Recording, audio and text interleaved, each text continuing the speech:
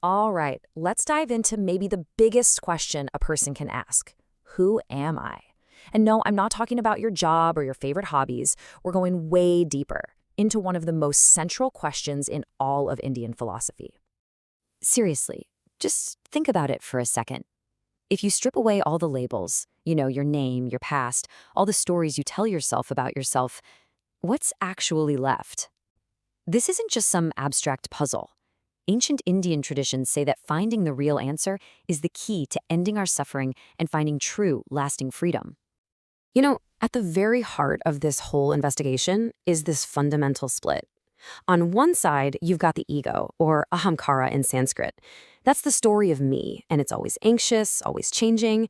And on the other side, you have this self, or Atman. This is your true nature, and it's described as peaceful, unchanging, eternal. So the real question is, are you the story, or are you the one who is aware of the story? And this leads us to what you could call the ultimate identity crisis. The core argument in Indian philosophy is that we've got it all backward. We think we're this temporary ego when we're actually the eternal self. And that one simple mistake, well, that's where all our troubles begin. So what exactly is this ego? Well, it's that little voice in your head, right? The one that's always narrating your life. It's the part of you that thinks, I'm a good person, or I'm so stressed, or I messed that up. It's basically a construction, just a bundle of thoughts, memories, and roles that we've glued together and slapped a label on, me.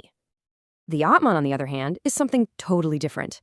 It isn't a thought, it isn't a feeling, it's described as the silent, totally still awareness behind all of your experiences. It's the quiet witness watching the whole drama of the ego unfold. It's like the screen that the movie of your life is playing on. That's what you truly are.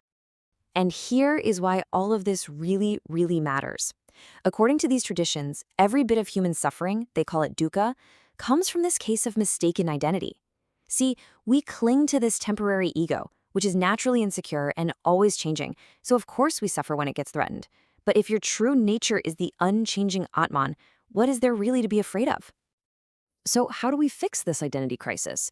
Well, the first major answer comes to us from the ancient texts of Vedanta, and the idea is pretty mind-blowing. Deep down, you are an eternal, infinite self that is one with absolutely everything. Now, to describe this ultimate self, the ancient sages of the Upanishads had this brilliant method. They basically said, you can't describe it with words, because it's beyond words. So instead, they explained it by saying what it is not. Are you your body? Nope. Are you your thoughts? Not that either. This process is called nichi, literally, not this, not this. You are whatever is left when you get rid of everything you can possibly observe. But it wasn't all negative. They did give this ultimate reality some incredible positive qualities. It's said to be Sat Chit Ananda. Sat means pure existence, Chit is pure consciousness, and Ananda is pure, uncaused bliss or joy. And this isn't the kind of happiness that comes and goes. It's the actual fabric of your being. This path of inquiry leads to a truly profound realization, and it's summed up in one of the most famous phrases from the Upanishads, Aham Brahmasmi. It means, I am Brahman, or I am the ultimate reality. The teaching here is that your individual self, your Atman, isn't just a tiny piece of the divine. It is the divine, whole, complete, and lacking nothing. Of course, philosophers love to debate the fine print, right? So the Advaita school says your self is absolutely identical to ultimate reality. Any feeling of separation is just an illusion. The Vishistada Advaita school says, well, you're distinct but inseparable, kind of like a wave is to the ocean.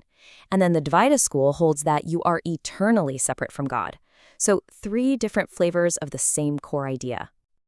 Okay, now just when you think you're getting a handle on this, another major Indian tradition comes along and flips the entire table over. I'm talking about Buddhism, and its answer to who am I is a bombshell, to say the least.